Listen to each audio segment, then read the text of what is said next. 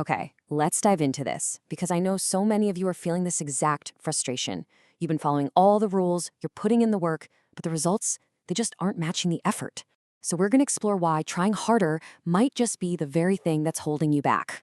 So you've cut the carbs, you're hitting that treadmill, you're getting your steps in every single day. I mean, on paper, everything should be working perfectly. But that stubborn belly fat is still hanging around, your joints are talking back, and honestly, you just feel tired. If any of that sounds familiar, you are absolutely in the right place. And here's the crucial point, the real game changer. This is not a willpower problem, it's a biology problem. See, after 50, your body kind of stops responding to brute force. Instead, it starts listening really closely to the quality of the signals you're sending it through your hormones, your nerves, and your movement. So it's way less about shouting at your body with intensity and a lot more about speaking its language with precision.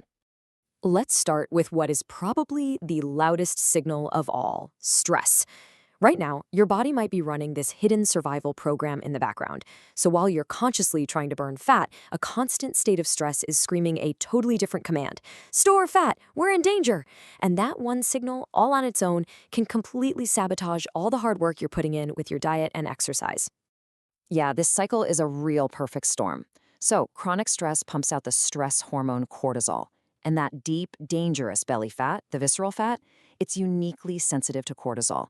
It just soaks it up like a sponge. But it doesn't just sit there, oh no. It then starts releasing its own inflammatory signals, which your body reads as, you guessed it, more stress. And that in turn releases even more cortisol.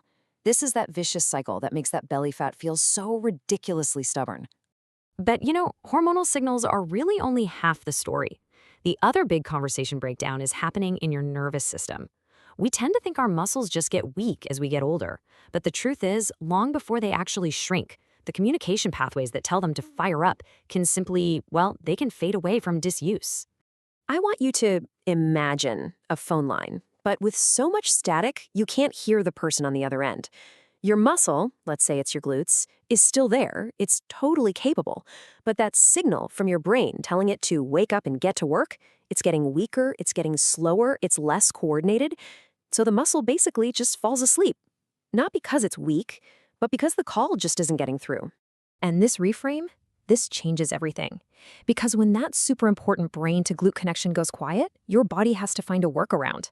So it starts borrowing movement from your lower back and your knees, places that were never, ever designed to be the main engines for movement. And that is when you start feeling that chronic back stiffness and that nagging knee pain. It's not the joint's fault. It's just being asked to do a job it was never hired for. So, how in the world do we fix this? Well, we stop shouting at the body with more intensity, and instead we start a totally new kind of conversation. We need a whole new philosophy of movement that's built on restoring clear, consistent, and, get this, reassuring communication. This table really lays out the new framework perfectly. The old goal was to just exhaust the muscle, right? The new goal is simply to reawaken the signal.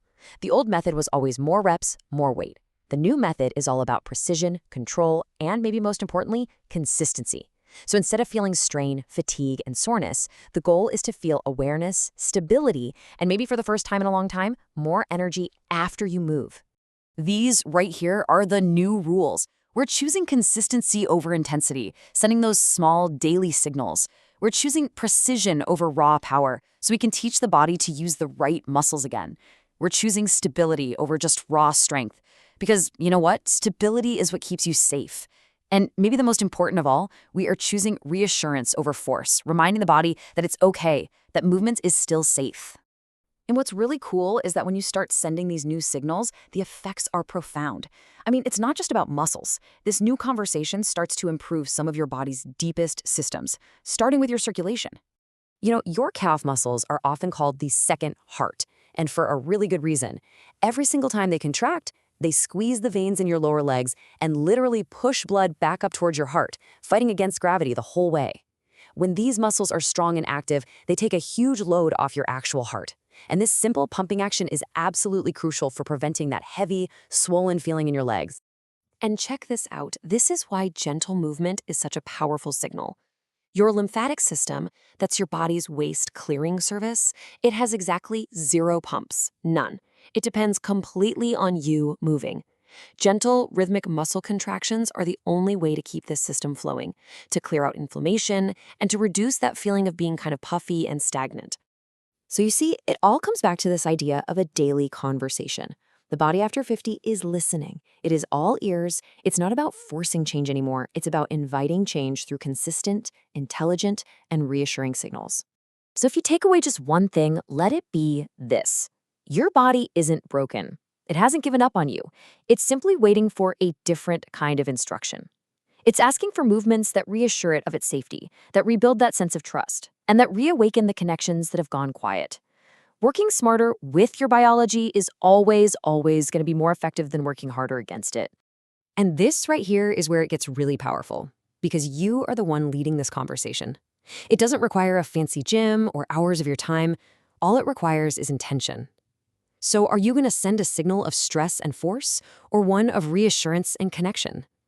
The choice you make tomorrow morning, well, it just might change everything.